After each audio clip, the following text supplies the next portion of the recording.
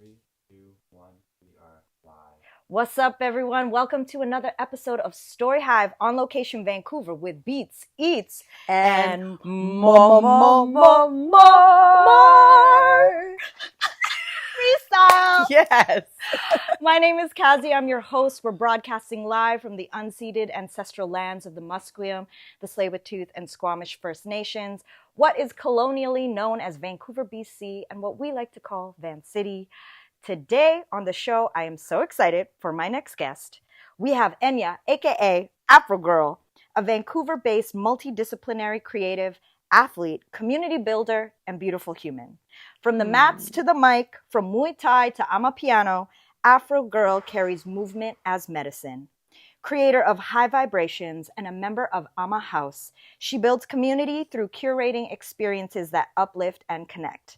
We're diving into healthy eats, all things nourishing, and celebrating Martin Luther King Day. Let's go! Yay! Yay! That was a beautiful introduction. Why, thank you. Well, thank you for being here. I'm already hot and spicy from this energy we got going on. Conjuring it up. Conjuring with up a nice hot cup of tea and our Japanese cucumbers, can't forget those, cherry tomatoes, and a little bit of carrots with a beautiful hair down today. I feel like we should just be holding these during the interview, I like think there are so. cigars, you know? Yes. It's like, well, that will be mine for later. Yeah. I already have it in my mouth. It's happening. It's happening. Well, thank you for being on the show. This is awesome. I was super stoked that you said yes. Yeah. I knew that when I met you and when I started seeing you around town doing the amazing things that you do, I was like, oh my gosh, Enya would be fire to have a conversation with. Yeah. And so here we are. Yes. Thank you for being here in my space and having me on your podcast. Yeah. Well, what's really dope is we're actually coming up on, I still have carrot in my mouth. We're coming up to 1 year of when we first met. I don't know if you recall, but it was actually shout outs to Obsidian Jam and Catch Flow because it was at the Afro workshop with Bison. That's right. And there was a lot of people actually were telling me that I needed to come find you and to meet you. Oh, really? Yeah. I didn't know this part of the story. Yes, indeed. So it was like this nice first assumption. I'm like, oh, you're Kazi. This is great. I've been hearing your name all day. Oh my gosh. Yeah. Yeah, we ended up getting put in the same group. I remember when we had to battle against the other side. And I forgot what it was, but we had to look at each other and coordinate what of the moves that we had just learned that we were all going to do to battle. But yeah, I remember seeing you that weekend and then you entered the battle the next day and you were like, Kazi, that was my first battle, first dance battle ever. I was like, dude, you slayed. That was amazing. Yeah. And then since then, you have been somebody now. You know how it is when you meet somebody and then all of a sudden you've never seen them before. And then all of a sudden you're like, I keep seeing you everywhere now. Yeah. Yeah. It was totally that. Absolutely. And I think a big part of that reason is too because Obsidian was my first battle and the first time I'd ever even considered doing it. Actually, I only considered it the night before when I was talking to Catchflow's husband. He's the person who convinced me. Shout out. Aww. And Simon is his name. Simon, yes. Shout out Simon. What did he say to you that changed your mind? Well, I actually didn't have my mind set at all. I wasn't even thinking about it, but he was just like, hey, so you're going to be battling tomorrow? And I was like, oh, absolutely not. And he was like, why? You're here, you're doing it, just do it. He's like, it's all fun and games. It's all for the love of it. Nothing's that serious. Just go in and be yourself and whatever happens, happens. So that was some nice inspiration. And it's funny because when I left, I'm like, oh my God, this is a little more serious. As a dancer and wanting to perform well, it was really nice to be introduced to it in such a nice light feeling that this ain't no thing. Yeah. But now I'm taking it a lot more seriously. So ever since Obsidian Dance Battles last year, I have been going back and forth to and from Seattle and just taking as many workshops as I can. I've got a very busy schedule. So for me, it's better to learn in a condensed setting, whether it's just over a weekend or a full day. So I think that's why we've been seeing each other more because I've been taking dance a lot more seriously. Yes. And also just coming around to the dance community a lot more, which is really refreshing. Yeah. We ran into each other, what was it, with the Speakers on the Ground Lobe studio That is such an amazing space. Yeah, 4D sound studio space. Alex Penny, who runs that space, was also featured on this show. Oh, cool. We have an interview with him from like, I think season 2 it could have been. Nice. Yeah, but you're actually officially, today's the 19th, and this is how I helped myself remember. I was like, today's January 19th. You are 119th interview. Oh, look at that. Over 4 seasons. Cool. Nice alignment with the numbers. You know, not on purpose, but that is how it rolled out. Wow. And congratulations. That is a large number of episodes to be doing. Thank you. Good for you. Yeah, it's definitely been a practice of learning how to have present conversations with people. Yeah, and so, you know, even when you sent me your bio, I was like, oh my gosh, I did not know all these things about you. So I feel like this is my opportunity now to really go on a deep dive on all things AfroGirl. So I want to start from the beginning, you know, for people meeting you for the first time. Can you paint a picture of the young you that shaped who AfroGirl is today? Paint a picture of the young me. So growing up on Vancouver Island in small little town, Port Alberni, only 3 Black people, and not knowing much about like my Afro culture. I'm also Indigenous. My parents are First Nations and Métis. I was adopted into the family. And so growing up around many different cultures, but predominantly in a Indigenous and white space, felt very interesting for me because I knew I'm different.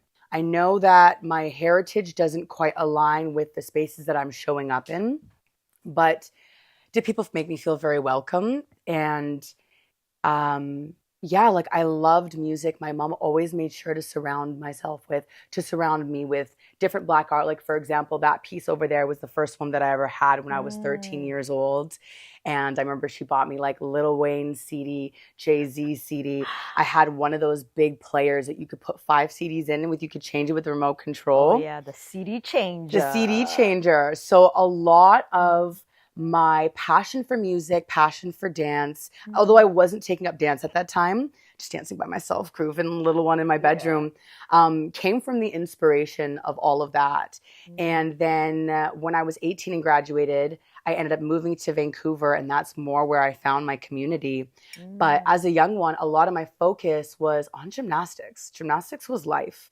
My parents put me into gymnastics when I was 2.5 years old. Oh my gosh. Which is pretty much kind of like babysitting at that time, you know, like you're not able to do much, maybe just doing some somersaults, cartwheels, jumping, in there. just a lot of jumping. Just a lot of jumping. And then by age 7 or 8, I started to compete as a little one. And by about 13, I was training 20 hours a week. Wow. And hoping to find myself in the 2016 Olympics. But, you know, life changes, and I chose to just have more of a life than to devote everything to my sports.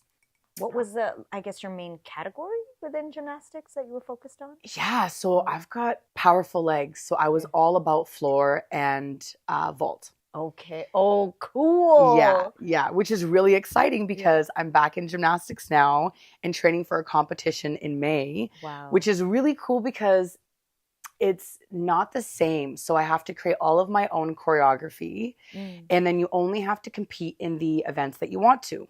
So I've exempted bars, and I'm just focusing on beam for a challenge because, man, doing flips on a 4-inch little stationary object is not easy. That's scary. That's the part where I'm like, there goes my leg, slip.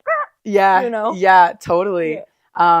But yeah, it's going to be so much fun, and it's nice because I get to bring in my own music too, which of course, piano. Yes. Yeah. But yeah, like a lot of my younger years was surrounded by community, family, and just engulfed into sports. And then once I turned 16, I kind of just went more towards the community and party and let's have fun, rock on, and building myself and finding out all those things that I enjoy, things that I don't like. And then, once I got here, just my whole world opened up. I remember hearing Afro beats for the first time in the club. And I'm like, what is this? When was this? What was that story? So I was 19 And the first time I actually went out to the club was a spot called LED, if you're familiar. It used to be at the bottom of Caprice. It was a bumping hip hop club. Yeah. And it had the LED lights on the top of the roof that matched the bass of the music. Yes. Which I loved so much. What happened to that place? Does it even still exist It anymore? doesn't, because Caprice doesn't exist anymore. But That is LED stopped before Caprice. Okay. And now I think it's the Pearl or something. No way. Really? Yeah. That they masked that so hard that I didn't even realize it was the same venue. It's the same venue. Yeah. At least it's in the same spot. Okay. So I assume. Yeah. Yeah. Yeah. People can correct us if we're wrong. But Exactly. Go ahead and leave that in the comments. But I think my first experiences were actually in that small room up top, Republic. They would do Afro beats and dance hall nights. Yes. And the way that people would get down, the liveliness, the culture I had never seen, because where I came from, people didn't really dance.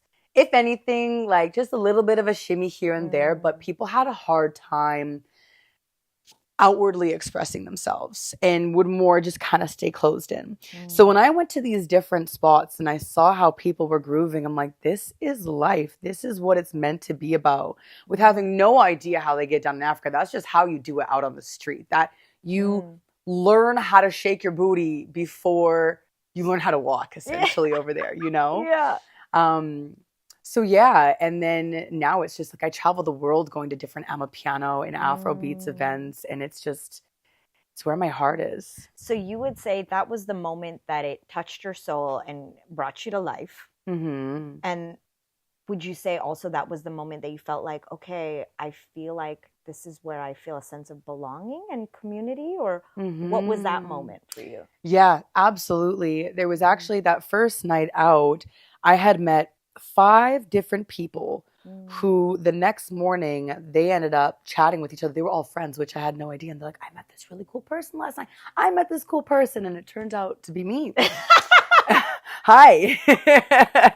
And so I ended up being in a relationship with one of these people. And that group of 5 people, they showed me so much. We all lived up at SFU together. And every weekend would hop on, I think it was now it's the 95 B line, but I forget what it used to be called back then, but we would bring our speaker and put it in our pocket and be dancing on the bus, creating a party to come down to these clubs. But they introduced me to Afro beats and all these different concerts and just like ways of life, different food, and understanding what like Ubuntu means, which is like we are all of us are we, and it's all connected. And I have a lot to thank for that group of friends. And from there, started to discover more and more on my own. I'm so curious, especially because you grew up in another culture. For you to find this, did you feel like it was unlocking something ancestrally within you, or like roots, absolutely, Yep. And I found that from the moment that I heard Afro beats, with the way that my body moved, that it was like, ooh, this is within me, And I although got shivers. Yeah. And although not knowing at all how to dance to the music, my body just picked up the rhythm right away. Yeah. So how many years ago was that now? Of, I guess, that journey of ancestral discovery? That would be almost 10 years ago now. Okay, so we're deep in the thick of it. We're deep in the thick of it. Yes. And just, I'm sure you guys can see on the camera here, surrounded with the entire house, all beautiful African art, some of which being local artists as well, some of them being painted for me specifically. But, the diaspora is large, and with every part being in South America or the Caribbean or Africa, I'm always looking to discover more and finding that I connect to so many of these different cultures. Yeah. How did the name AfroGirl come to you? Oh, or maybe that someone is a named great you? question. You know what? It was one of my teachers Okay. back in school when I was studying broadcasting and online media. Oh, cool. Yeah, and I was trying to figure out, because so many artists all have an artist name. Yeah. I'm like, how do I want to show up in these spaces?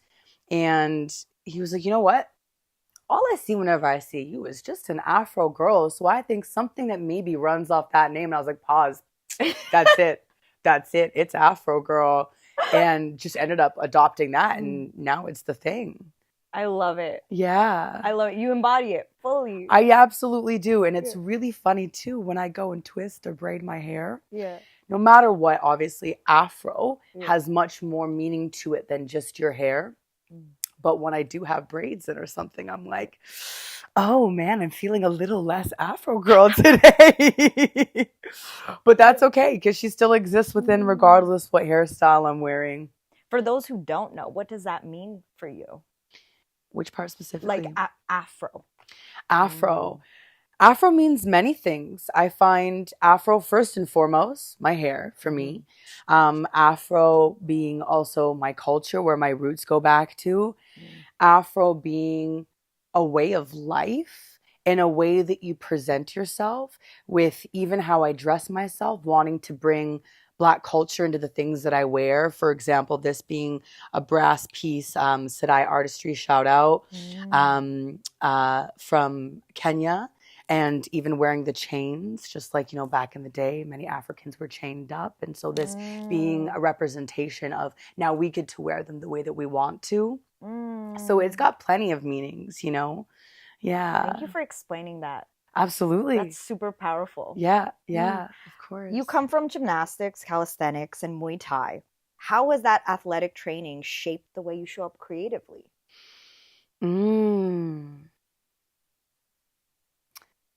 I would say the biggest thing is the energy.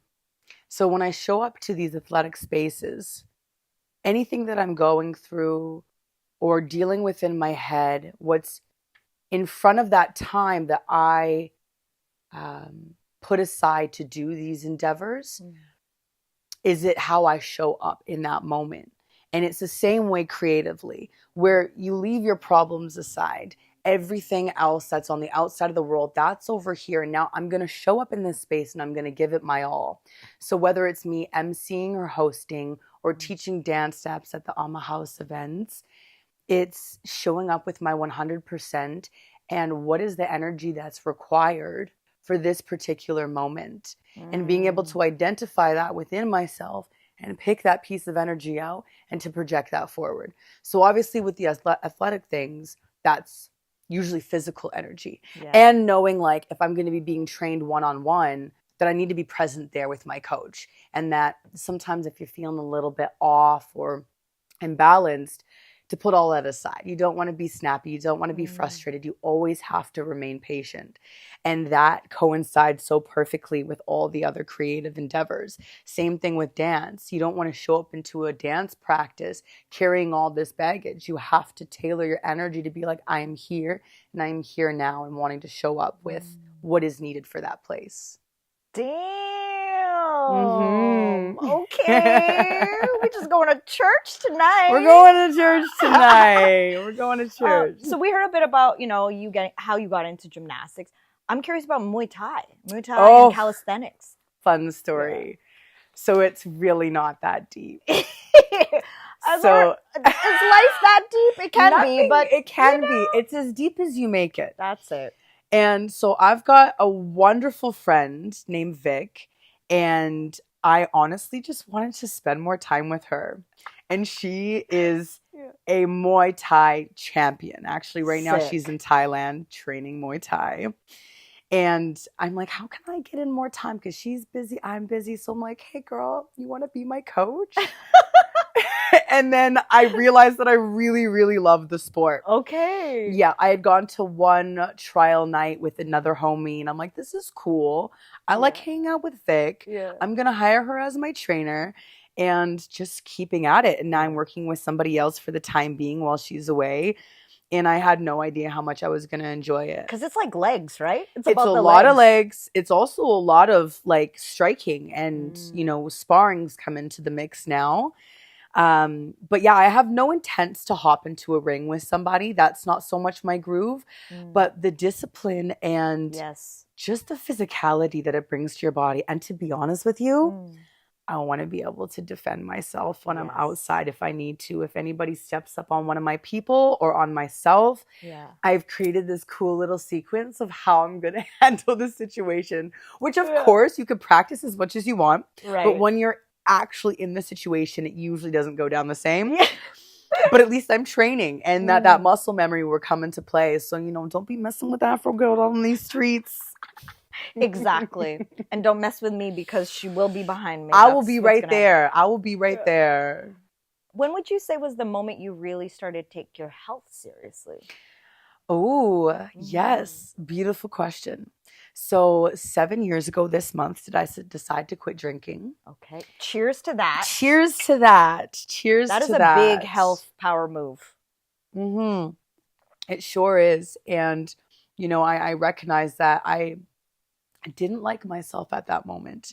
I actually saw this video, and it said to walk into the mirror, walk up to the mirror, into the bathroom, up to the mirror, and to tell yourself that you love you. And I couldn't for the life of me. And that realization brought me to tears on my knees. And I'm like, oh no, I got to change my life around. So I had quit drinking and just took out all the things that didn't serve my higher self. And with that also being diet. Yeah. And I started running 5K a day. I used to be 45 pounds heavier at that time. And I realized how much it was doing for my mind, how much more sharp you get when you're honing in onto releasing endorphins and shifting what your body looks like. We can make it look however we want. And I think the biggest part is also like gut-brain connectivity. Yeah. They say your gut is like your second brain. It's your second brain. So another big reminder was actually over the holidays when I went way too hard in the snacks. Just so much sugar, much sugar. It's all there at your fingertips. And it was a friendly yet bothersome reminder of how important it is to keep your body clean so that your brain can stay clean. And how did you feel after the sugar binge? Oh, so terrible. I was so inflamed that it looked like I had gotten stung by bees on my face. Really? I was unrecognizable. It had like a physical reaction on you. A physical reaction. Wow. One of the most inflamed I'd ever been in my entire life, where I actually had to take my rings off because they started to squeeze. Like you were swelling. I was swelling. Okay. And so with that, it's just that friendly reminder that we don't need all of this junk. We need raw, good, healthy food from the floor. Exactly. These carrots still with dirt on them. A little bit of bite of our carrots. Yeah. And I'll also add into this right now and say, stop buying those baby carrots. Don't you ever wonder why they last so long in the fridge? Don't you ever wonder what is that slime all over them? Ooh, tell them. They make them look cute, like little sausage fingers. But no. It ain't it. If you eat one of these, you're going to taste a natural sweetness that those don't have. And so shout outs to Valino for converting me. Hey, there we go. Just needed to plug that in about the baby carrots. Yeah, absolutely. Yeah, so it's so important to feed your excuse me, there's that carrot in there. Feed your body the nourishing things to help even hormones or your brain health and just performance overall. So yeah, a bothersome but friendly reminder of that over the holidays. And then I reset myself by doing a 32-hour fast of just water and only herbal teas. And that brought me right back to baseline. Because once you hit 24 hours, your entire gut microbiome will reset itself. I am literally reading this book right now called Fast Like a Girl. Oh my gosh, Mindy Pills. That's it. Dr. I have it right Mindy over there. Pills. Do you? I do. And this is what I was just talking to Josh about this in the car because I'm like, bro, like fasting, there's so like our ancestors who were hunters and gatherers, they survived off of one meal a day. This is, this is a very intentional thing to do, with fasting and the window of time in which you eat. If it's like 8 hours that you're eating and then 16 hours that you're fasting, but like the things that it triggers within your cells to start doing stuff that, like, if you're just always eating 3 meals a day and never giving it that break, it doesn't do that. Yeah. You know? And so I was just listening and reading about the part of like, if you really want to do a reset, because you did eat a bunch of crap, like the 32 hours water, cleanse Yeah. and tea is super helpful. And so anyway, I'm fascinated, and like I was telling Enya that as of last week, I have gone now no sugar, no starches, even potatoes, tortilla, corn, all of this. And that stuff turns into sugar in your body as well. Yep. And like, I really actually feel so much better in just 5 days. Yeah. You know? It's very powerful. It's very powerful. Anyway, Yeah. I cut you off. Continue. No, it's all good. Yeah. It's all good. And with sugar too, which, I mean, I hope a lot of people know this now, but it is the root cause to approximately 75% of all the diseases out there is sugar. And the fact that it is hidden in all the starches too, and even things that aren't starch, like this random, like what's maltodextrin? It's literally sugar. It's literally a fancy name of saying sugar, and they do not have to tell you on the nutritional facts that there's sugar in it. And when they say things on the label like fat-free, they remove the fat, but then they're like, how do we make it taste good? Let's add maltodextrin. Let's add sugar. Yeah. So it's not necessarily healthier. It's just being replaced with another thing, which is wild, you know? Yeah. But yeah, I'm Absolutely. very curious to see what happens to my body now after 4 weeks of going no sugar and no starches. And I think being pushed to that point, like you described, the day that you decided, like, I'm not going to drink anymore. Like, I made that choice last week, which it's, you know, for a while I'd been saying, like, Cassie, we're going to do less pastries. We're going to do less this, and this. But, you know, I bring my guests pastries on the show, and I'm just like, well, I have to eat because I'm here too. Yeah. But I think my body finally was like, you have done this to yourself for too long. You have to stop. And like, I'm starting to feel a sense of like clarity overcome me and a cleaner type of energy that I am like functioning off of that isn't coming from like, you know, sugary coffee or something. Yeah. And do you find too that you just have way less cravings in general? It's funny because cinnamon buns are literally my favorite dessert from childhood.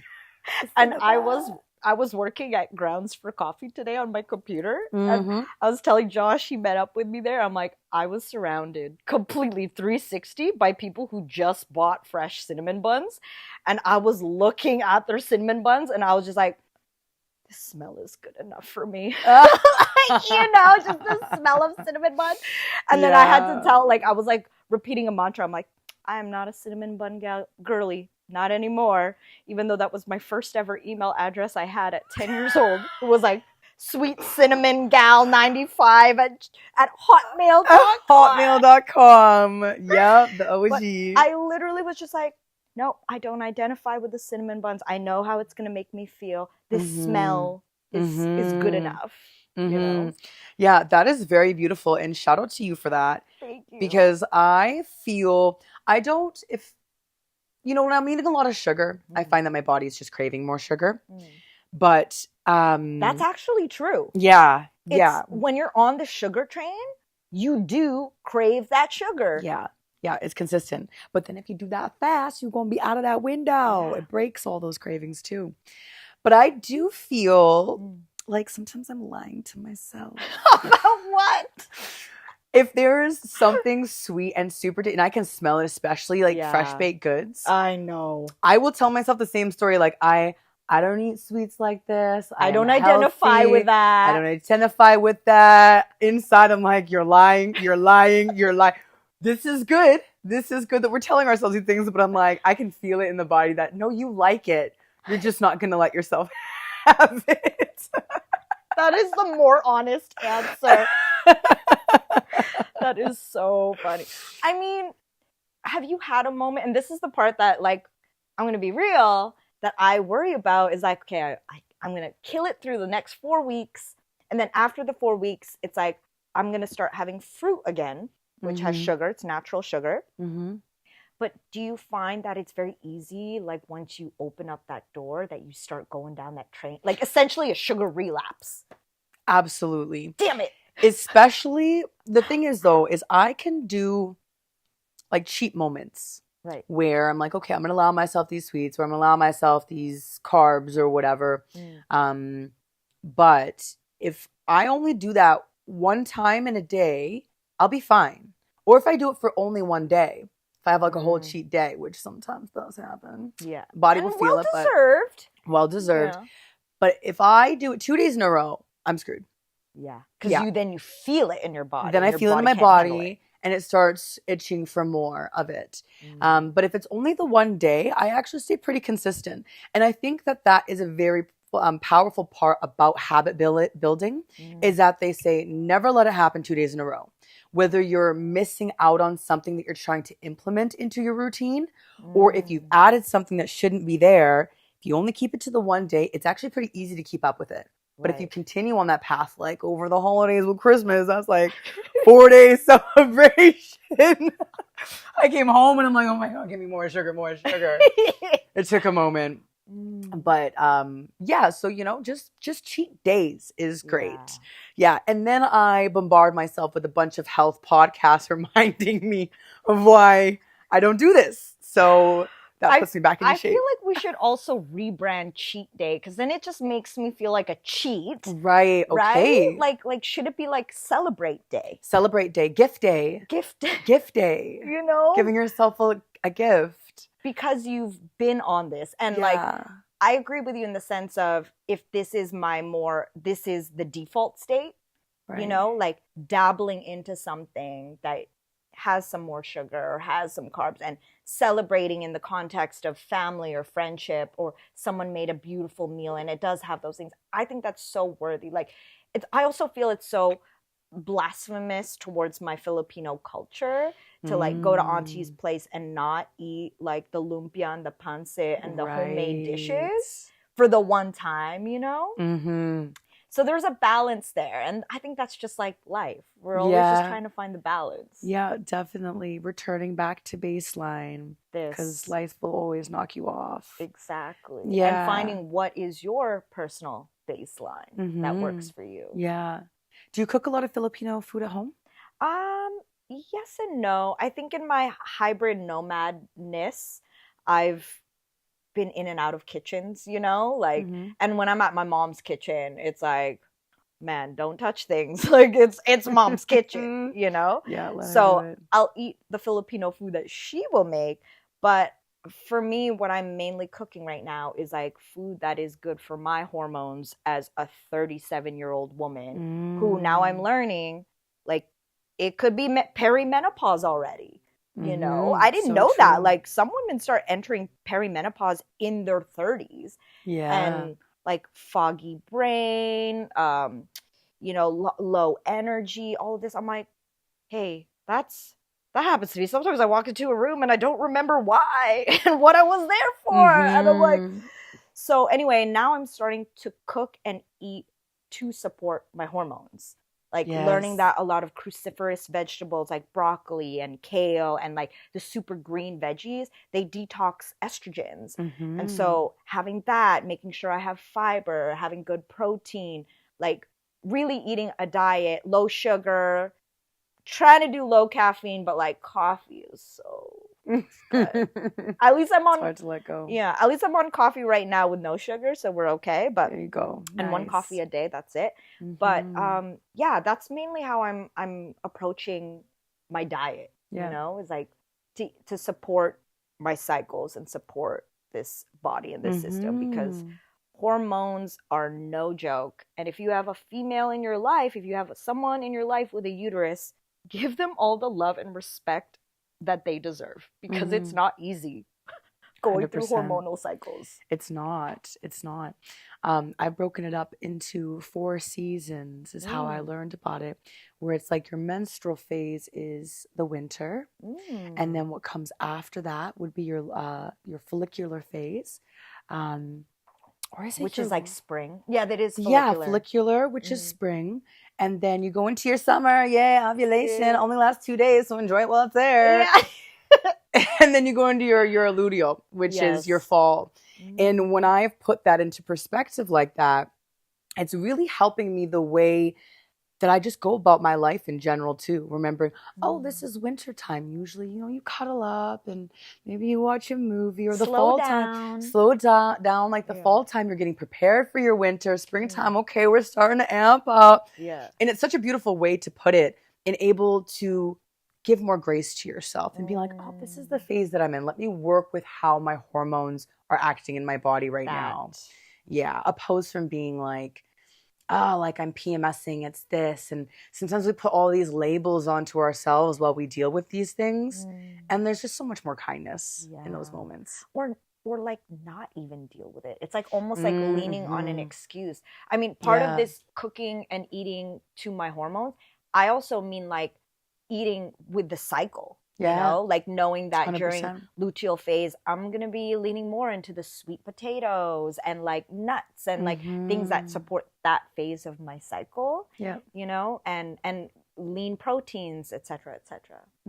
I would love to hear from you. What is a meal that feels like medicine for you? Oh, yes. Tell me what's on the plate. Into it. Yeah.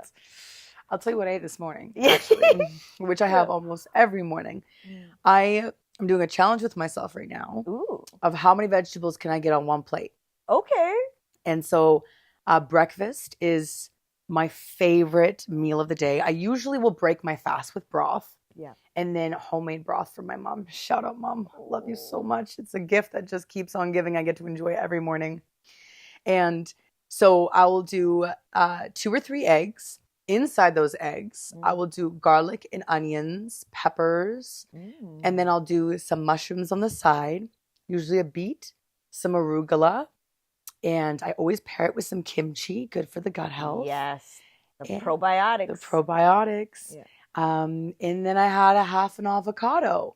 And then anywhere else that I can slide in some other veggies, maybe I'll slice up some cucumbers, some tomatoes, do like the little side salad with the arugula, but it is my favorite meal, and I enjoy it so much. I'll come right here at this table. I pull it out, and I sit there, and I watch the ocean while I enjoy my breakfast every morning. Look at you. Yeah. That sounds delicious. It's so good. I would love to have you for breakfast sometime. Okay. Yeah. I'm down. Yeah. Can we talk about high vibrations now? Yeah, let's. Tell us about it. How did it start? Yeah. What does it mean to you? Yeah. So high vibrations means to me, first and foremost, what it sounds like is vibrating on a high frequency. And it started back in 2020 when I was reading a friend some of my poetry from my past. And they were like, wow, this is a vibe. You've got to get on stage and recite this stuff. But it was like the middle of the pandemic. So I'm like, okay, maybe this isn't it. So I was looking online to maybe find something in New York or whatever. And I'm like, poetry is not meant to be done online. You want to hear the snaps. You want to feel the energy that you're receiving back from the people. And so my friends had just opened up a multimedia production studio in Gastown, and I ended up buying one of those drop-down microphones. Oh, cool. With a spotlight, and it was all a brick wall in the background. And we had aloe water and tea with vegan pizza, and everybody took their shoes off. And I hand-selected every person to be there, most of which I didn't know. I found them online, or I met them on the street, or I had them referred from others. And so it was a space that people came into not knowing anybody, not knowing about this space, and not even knowing myself or what we were really going to be up to. And there was a poet who had left. She was the last person to leave. She grabbed my hand and she said, "This is such a high vibrational space. And I really hope you can continue to do it." Because at that time, I actually didn't have a name for it. It was just poetry night. So that's when I found the name High Vibrations. And pairing with the fact that I love the ganja plant. And so from there, I started to create more different events. So that we had a poetry night. We had a night called Off the Top, which is all improv. And we did all these cool little games to exercise that part of our brain. That's fun. Yeah. And then I had an open mic night and ganja games, of course, which is kind of like Ganja Olympics. And it's so much fun. Yeah. And then my biggest one that I did is a show. So you would come in and be catered by one of the local catering companies, or would have like a chef come through into the kitchen and create the food for everybody. And then I'd have maybe 4 to 10 people on the panel to come and show whatever it is that they want to have going on. So whether they're a comedian, a singer-songwriter, just a speaker, dancers. We had a painter in the corner at one part who painted a portrait of myself, which is over in that corner. I'll show you later. Cool. And so she was live doing that during the show. And I'm very into creating community spaces and spaces where people get to connect and feel the high frequency of what that's like. And I felt that there were some of those missing pockets in the city. And then eventually getting paired up with Pattern Nation to create Emma House, which is the dance segment of what I liked to do. So I was doing my own little dance parties, and it's a vibe. It's beautiful what I had ran for 4 years, but it's not easy working by yourself. Absolutely. It's really tricky, but is it also just as hard to find the right people to work with? This. Yeah, so shout out to Pattern Nation and our beautiful collaboration of Emma House. How did that happen? How did that come together? So there was a friend that we had in common who drove me all the way out to Coquitlam to this random, super cool, artsy, vibey place where there was DJs and there was people dancing and there was food. And I'm like, who are these people who are running this house? And it turned out to be Costa and Sid. Yeah. And you went to their house. I went to their house. Yes. It was a house party. So I got right plopped into the thick of it and got to see everything that they do at that moment. And they went back to South Africa for quite a few months. And upon their arrival, did they throw another party? So from there, we were just kind of spitting back and forth ideas and realized that we have the exact same vision for what we want to do for events. And that's to have art activities and to bring together people who really want to connect over dance and art and South African music, specifically piano. But yeah, and so it's been a very lovely upbringing from having no name of my event to then having High Vibrations and running that for 4 years to then now being with Emma House and still doing high vibe stuff on the side. But it's a gorgeous collaboration and I couldn't ask for better teammates. Tell people a little bit more about Amma House and what's coming up next. Yeah, so Amma House is a dance social it's a dance jam and art social. That's it. So we've got 3 DJs on deck, Owaboa, Costa Besta, and Biz Rankin. Shout outs. Yes. And they will be going back and forth throughout the night. And then there's me and Sid Eva who hold down the hosting vibes. And then I also teach dance steps during the night as well. I'm more stepping into what it is to be a dance teacher. And this is such an incredible space for me to be able to exercise that in a very low pressure environment. Yes.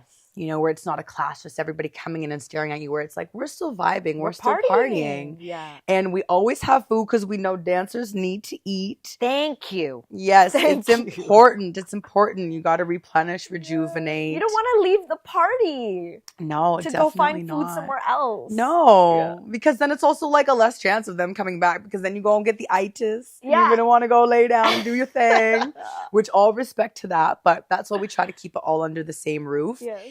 And it has just been so lovely having all these different humans and walks of life coming into this space, especially the dance community. Because what I notice is dancers don't like to go out to parties. They don't like to go into the club because it's late. It's predominantly a drinking environment. So we've wanted to create a space to really hone in on, let's elevate, let's liberate, let's all connect and learn together. And it's been happening.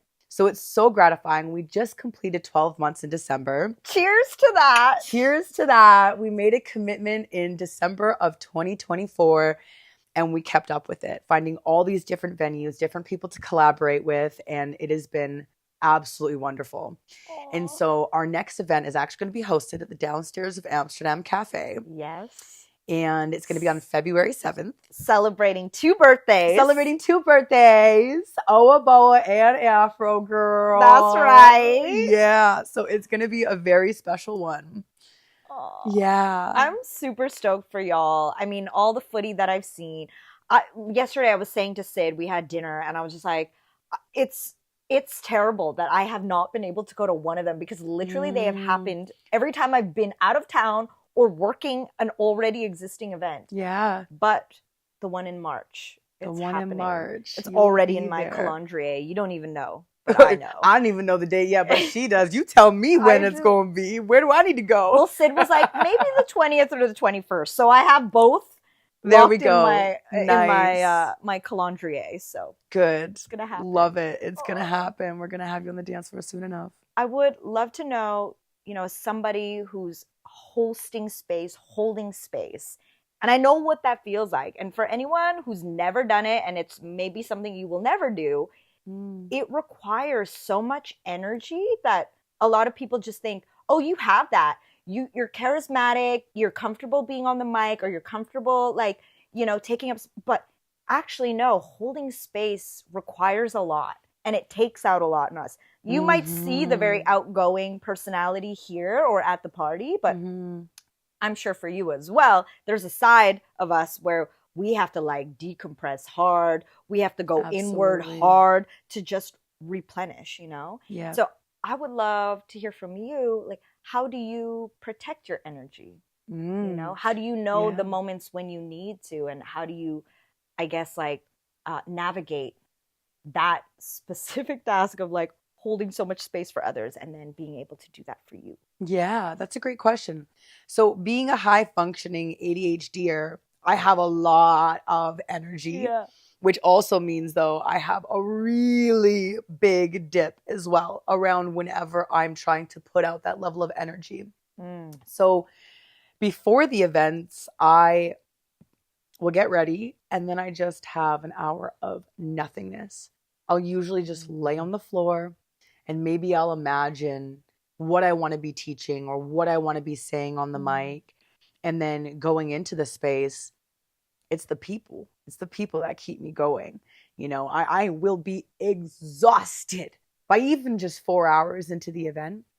But it's each person that comes up and gives me a hug and says, hey, I'm having a great time. I'm so happy I'm here.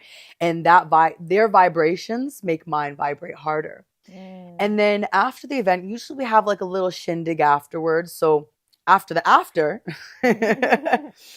it's nothingness once again for me, where I need to cleanse my space, cleanse myself, and just honestly go for a long walk, sit by the water, have nothing planned on my schedule, because the up and downs is very big for people who are neurodivergent.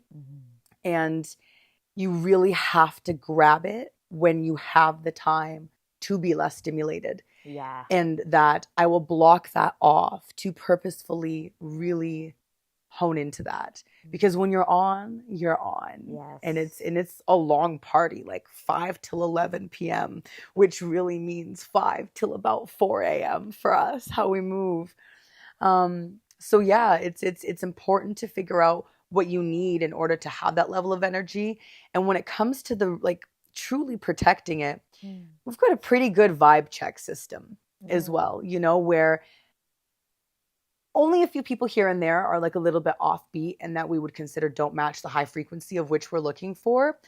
But it's always such wholesome individuals who come in and really bring the energy of what it is that we're looking for. And everybody gets to feed off of that very well. We don't have sloppy vibes. It's not about drinking and getting drunk. There's no energy leaks of people who are sitting there being foam vampires or oh my gosh, yeah, which is not a vibe. Get off the dance floor, make space. If you're going to be on your phone, just be outside. Actually, don't be here. And these events don't attract just people who make others feel uncomfortable. When you go to a random drinking space at, let's say, 11 p.m. till 3 a.m. on a weekend, you never know what you're going to get. So I feel a lot of the energy protection comes in how serious we take our vibe check as well. Yeah. Oh, thank you for sharing all of that. Yeah. Every person I've talked to who do this, you know, and hold space for others, we all have some sort of like ritual for ourselves. Definitely. Mine is my brunch the next day. Ooh, You know? yes. I love to take myself out and treat myself out to like a solo brunch, or like maybe a few of the people that were like part of organizing the thing, so we could like key and recap of like the fun afterwards. Yeah. But no matter what, I'm doing that for myself, and it feels like such a nice reset. And to go with like just no music. You know, like I really felt you when you're like, I just lie down on the floor. I'm like, oh my God, yes. That is the most grounding thing, to actually just feel the earth support your body. And you're like, that was fun. Yeah, absolutely. I'm going to ask you that question back as well, in the sense of when you're preparing for these episodes, what is your pre-prep process, and like how do you handle nerves if you have any? You know, after 119, I actually don't really feel the nerves anymore. Yeah. And even when I was like season 2 into it,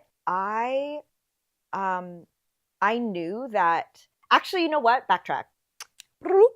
There was one interview that me and it was Jamal at the time who was doing the live stream operating.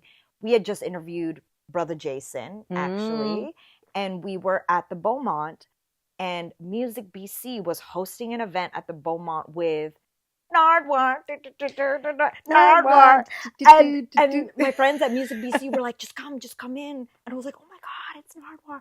And he was such an inspiration. Like, if anyone ever has the chance to see Nardwar's, I forgot what he called it, but it's like a show and tell. Like it's the vault. The vault. Like Nardwar's vault. He'll go into the vault because this man has been interviewing people since he was in university, like forever. And he was showing example clips of past interviews and then pairing them up with life anecdotes and lessons. And one of the things he had said was to just keep doing it. He's like, you're gonna bomb a lot. There are gonna be interviews that don't go well. And he showed a whole reel of a bunch of them that really didn't go well. It was so funny.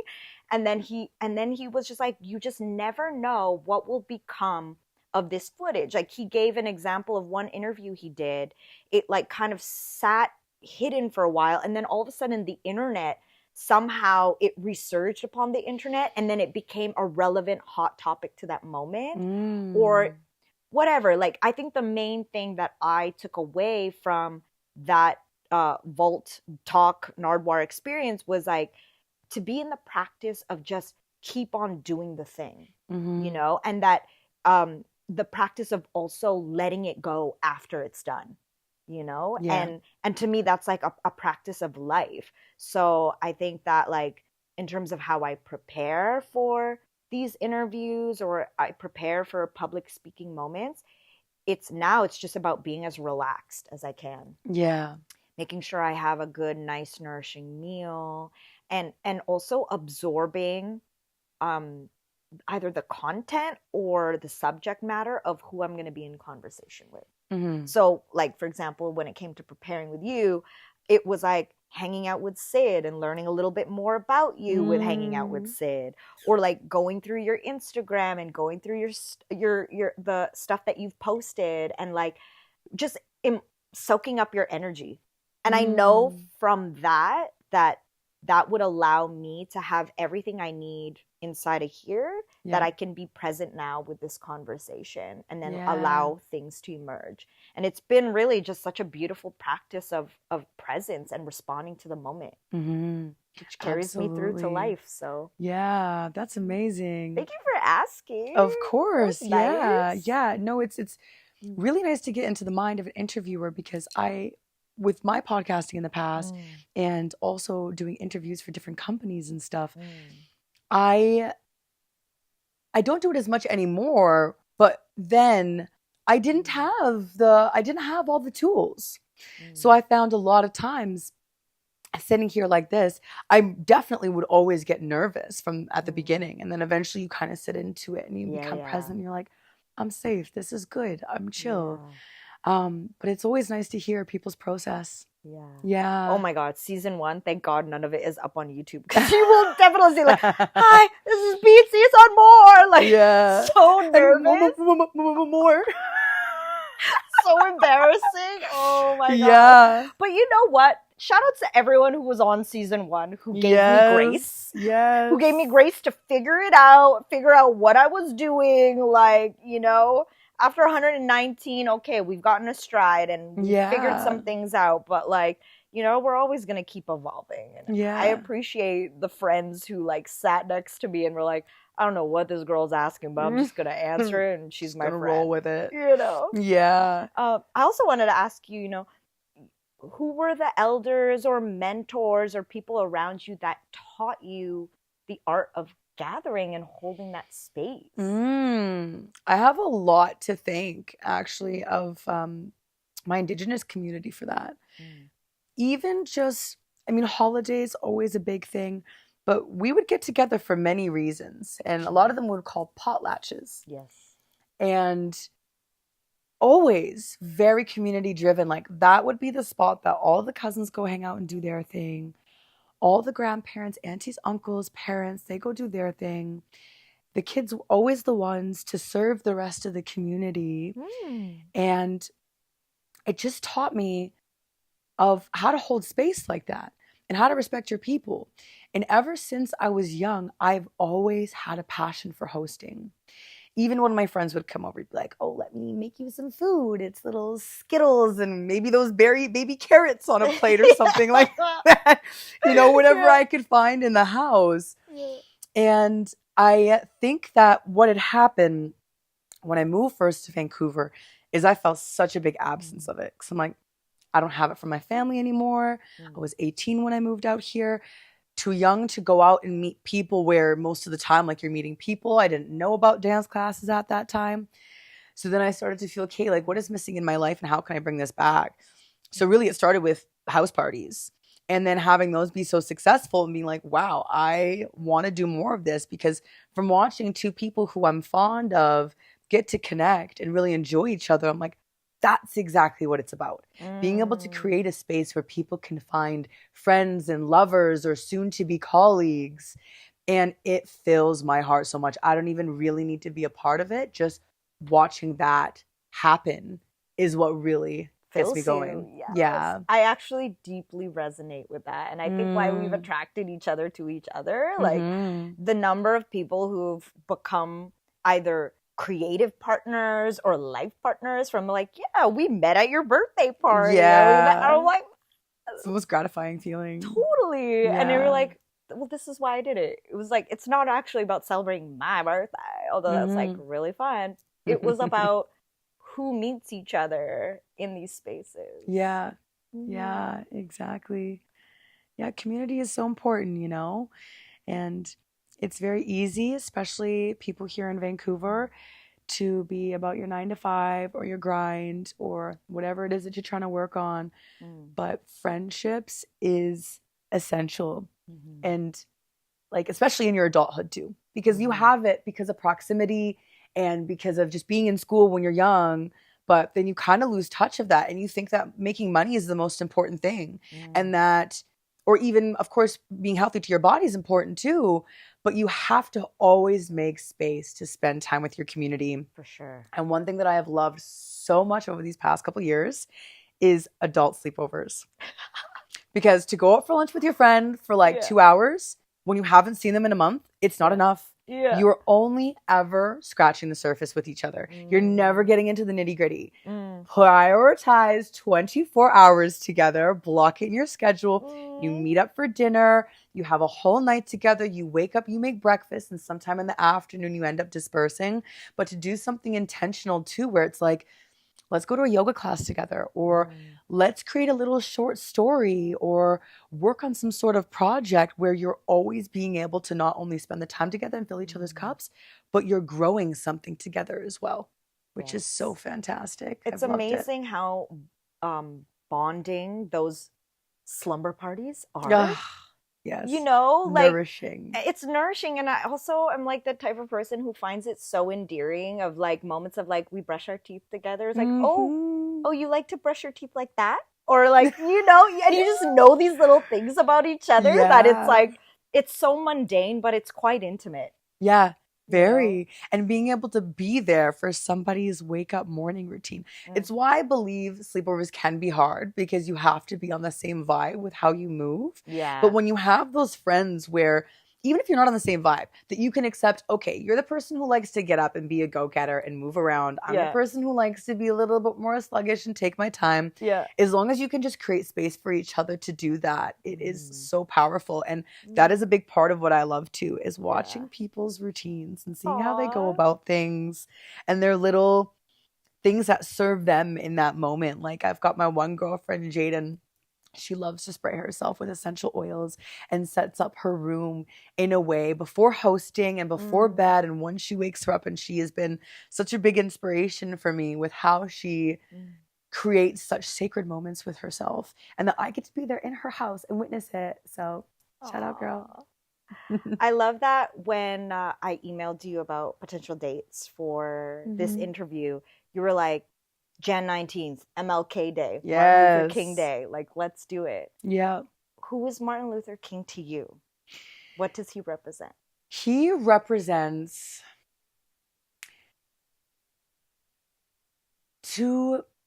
he shows me to be loud and to put what's going on in your mind outwards. Don't let people make you small. Take space. And for whatever it is that you believe in, to not let anybody dumb that down, and to continue fighting for your freedom or for your passions. And, you know, what he was fighting for back then is a little bit different than what we're doing nowadays. But just to never be shunned, you know? Like, if your light is too bright, hand the person some sunglasses, because we're not dimming our lights for anybody. That's it. You know, and always speak your truth and support your community, fight for your community. But really, it's just all that he is just a walking power horse. Of light and truth. Absolutely. Absolutely. So it is very special to be here on his B-Day. Yes. Well, we're coming up on our hour. It has gone by so fast. I knew it would with you. Yeah. I have fun rapid fire questions for you. Let's go. So, Let me get ready. you know, I knew you would. You're like, reset. All right. Rapid fire. No overthinking. Just let it go. Of course. What Vancouver needs more of right now? More people on dance floors, dancing, living free. What's already here that people don't celebrate enough? Our nature. Having 7 major beaches within Vancouver City. Go to the beach more. Like, view these sunsets. Go touch a coniferous tree. Go Google what coniferous means. The evergreens. First album or song that you ever fell in love with? Oh, Carter 3, Lil Wayne. Love, love, love, love. I've got a free round trip ticket anywhere in the world for you. Where are you headed? South Africa. Ooh. Track that makes you drop everything and dance every time. Ooh.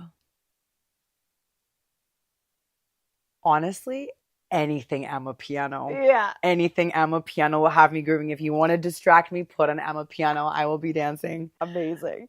What's your spirit vegetable? Oh, that's a curveball. I'm like, spirit animal, ready for it? That's coming up. No, spirit vegetable. Oh. Okay, this is going to be a new thing to me now. Yeah. Honey nut squash. It's this big. It's a little baby squash. That is my spirit vegetable. Oh my God, I love that. Yeah. I don't even know if I've ever seen one of those. I will have to show you. Okay, great. Dish that feels like home. So my dad used to make this thing called goulash. Goulash is just gonna fix your mic. Oh, sure. Yeah, there we go. So goulash is ground up red meat with vegetable soup, all sauced together over top of white rice. Yeah. What's the spice flavor profile on that? That's so cute. My parents didn't spice things very much. Just bland. That's why the vegetable soup made it so delicious, that coming into it. Yeah. Okay. Local artist you are stoked on right now that everyone needs to know about. Ooh. Biz Rankin. DJ Biz Rankin. Hey, shout outs. Something people would be surprised to learn about you. Something people would be surprised to learn about me. Every single night, I alternate sleeping on my right side and my left side. That's an intimate fact. It is an intimate fact. You're privileged to know this. Yes, you're Smell welcome. that instantly makes you happy. Lavender. Oh, sweet or savory breakfast? Savory. Never sweet. Always savory. Okay. Live with no music or no flavor in food? Oh, that's a terrible question. Oh my goodness. Yeah. No flavor in food. I know, right? Yeah. Yeah. Yeah. Because food is a necessity. We need that. Yeah. I can handle that without the flavor. Now, music is flavor of life. Boom. If you weren't a human, what would you be for a day? A monkey. So cute. Absolutely. Last one for you. Joy tastes like?